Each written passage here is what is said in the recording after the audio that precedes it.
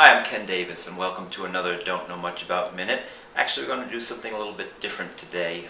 I have a new book coming out called A Nation Rising, and I want to talk a little bit about that book and what led me to it. So, in typical Don't Know Much About style, we're going to ask a few questions, and I'll give the answers.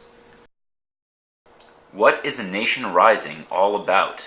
A Nation Rising tells the story of what happened between 1776 and the Civil War, those famous 77 years ago that Abraham Lincoln once talked about. More precisely, it goes from 1800 to 1850, when America went from a few states on the Atlantic seaboard to an empire that spanned the continent from sea to shining sea. There are 6 stories that the textbooks usually leave out.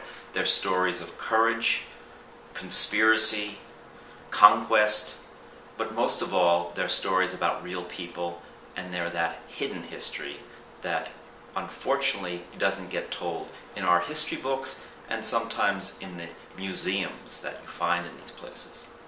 Of all the things that happened between 1800 and 1850, how did you choose the 6 stories in this book?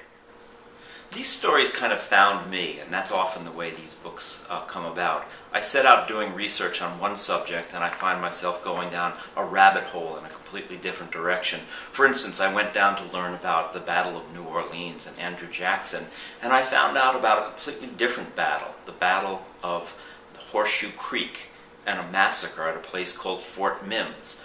2 places that were completely left out of my school books growing up. But this is where Andrew Jackson really began his war against the Native Americans, the war that was brutal, very unjust in some ways, and gave him his nickname, Sharp Knife.